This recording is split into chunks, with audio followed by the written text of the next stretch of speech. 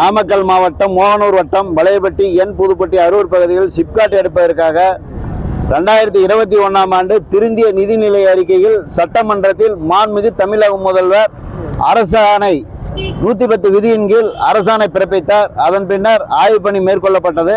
ஆனால் நாமக்கல் மாவட்டத்தில் வளையப்பட்டியை தவிர வேறு எந்த இடத்திலும் ஆய்வு பணி மேற்கொள்ளப்படவில்லை என்பது எங்களுக்கு ஒரு வருத்தமான விஷயம். முதலில் முன்னாள் கோட்டாட்சியர் அவர்கள் 165 ஏக்கர் நிலங்கள் மட்டுமே விவசாய நிலங்கள் எடுக்கப்படும் என்று அறிவித்தார்.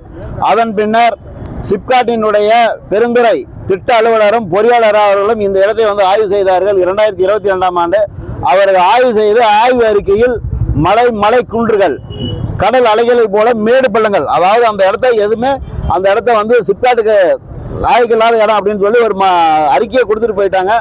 அதன் பின்னரும் அந்த இடத்தை மீண்டும் கொஞ்சம் தள்ளி வேற இடம் எடுங்க அப்படின்னு சொல்லி எங்களுக்கு அறிக்கை கொடுத்துருக்காங்க. அது எங்களுக்கு கடிதமே கொடுத்துருக்காங்க.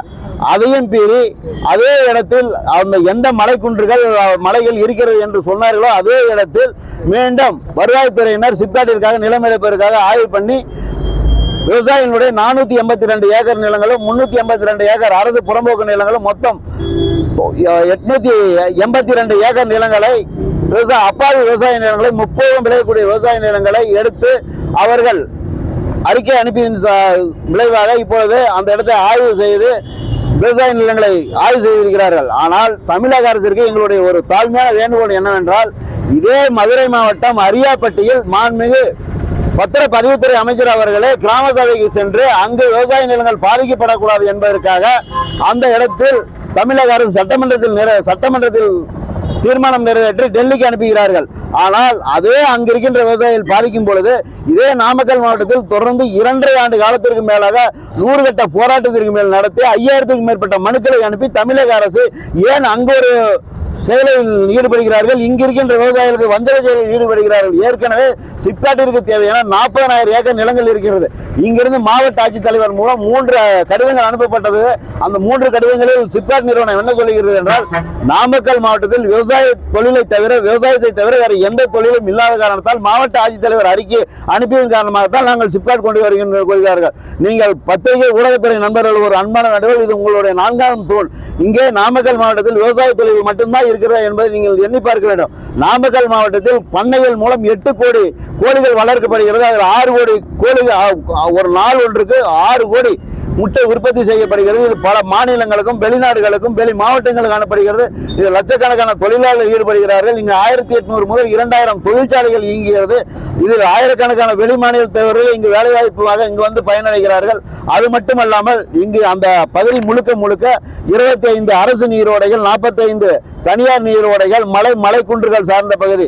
ஆகவே மாண்புமிகு தமிழக முதல்வருக்கு எங்களுடைய அன்பான வேண்டுகோள், 5000 மனுக்களுக்கு மேல் இங்கு அனுப்பப்பட்டதன் காரணமாக நாங்கள் அனுப்பி அது மீது எந்த விதமான நடவடிக்கை எடுக்காமல் தொடர்ந்து சிப்காட் விவசாயிகளுடைய அப்பாவி நிலங்களை பறிப்பதற்கான தொடர் நடவடிக்கையில் சிப்காட் நிறுவனம் ஈடுபட்டதன் காரணத்தால் அந்த மனுக்களை யாரும் பரிசீலனை செய்யவில்லை என்ற ஒரே காரணத்திற்காக இன்று 76வது குடியரசு தின நாள் என்றாலும் இறந்த நம்முடைய தேச தந்தை மகாத்மா காந்தி நம் நாட்டுக்கு சுதந்திரம் எப்படி பெற்றுக் கொடுத்தாரோ அதே போல எங்களுக்கும் சுதந்திரம் இந்த இடத்தில் இருந்து 2.5 வருடங்கள் போராடி விவசாயிகள் அவர்களுடைய இன்னல்களுக்கு இங்கு இருக்கின்ற பச்சை குழந்தைகளை பாருங்கள். இவர்கள் எங்களையும் அந்த இடத்தை காலி செய்து விட்டால் அவர்கள் வேறு எந்த இடத்திற்கு போவார்கள்? எனவே தயவு செய்து தமிழக முதல்வர், மாவட்ட ஆட்சித்தலைவர் இதில் சிறப்பு கவனம் செலுத்தி உடனடியாக இந்த பகுதியில் சிப்காட் திட்டத்தை உடனடியாக ரத்து செய்ய வேண்டும்.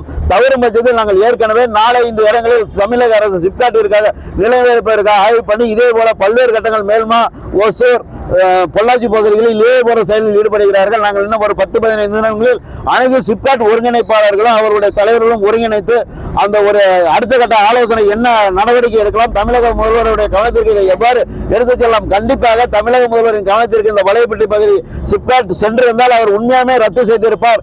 ஆனால் அதிகார வர்க்கங்கள் இங்கு இருக்கின்ற அரசியல்வாதிகளுடைய சூழ்ச்சியின் காரணமாக இது தமிழக முதல்வரின் கவனத்திற்கு செல்லவில்லை. அது மட்டுமல்லாமல் 85% ஓட்டுகள் பதிவாகிவிட்டது என்கிறார்கள். ஆனால் 85% போன சட்டமன்ற கூட்டத்தொடரில் பார்த்தால் 2.25 லட்சம் ஓட்டுகள் அதிகமாக பெற்ற இந்த தொகுதியினுடைய வேட்பாளர்கள் இப்பொழுது வெறும் 27,000 ஓட்டுகள், ஆனால் எவ்வளவு ஓட்டுகள்? 2.5 லட்சம் ஓட்டுகள் குறைவாக பெற்றிருக்கிறார்கள் என்பதை கவனத்தில் கொள்ள வேண்டும்.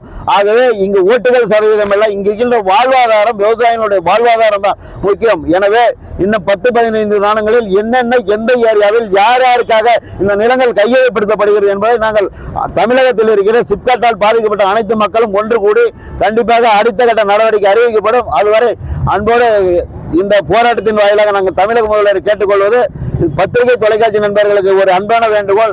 தமிழக எதிர்க்கட்சி தலைவரை எங்களுடைய செய்தியை போட மாட்டேங்கிறார்கள். நாங்கள் பாதிக்கப்பட்ட அப்பாவி மக்கள் தயவு செய்து இந்த 76வது சுதந்திர தினத்தினால எங்களுக்கு ஒரு விடுதலை கிடைக்க வேண்டும். ஆகவே தொலைக்காட்சி பத்திரிகை ஊடகமாக தமிழக முதல்வர் கவனத்திற்கு செல்ல வேண்டும். இன்னும் ஒரு 10-15 தினங்களுக்குள் இந்த திட்டம் ரத்து செய்யப்பட வேண்டும் என்று ஒரு அறிவிப்பு வர வேண்டும் என்று நாங்களோட ஆவலுடன் காத்திருக்கிறோம். கண்டிப்பாக தமிழக முதல்வர் இதில் உடனடியாக செய்வார் என்று எங்களுடைய மிகப்பெரிய ஒரு நம்பிக்கையோடு காத்திருக்கிறோம். தவறு பட்சத்தில் அடுத்த கட்ட போராட்டம் தொடரும். கே. பாலசுப்ரமணியன், விவசாய முன்னேற்ற கழகம். இந்த போராட்டம் அனைவரும் மகாத்மா காந்திக்கு மகளிரின் சார்பாக மனளிக்கப்பட்டது.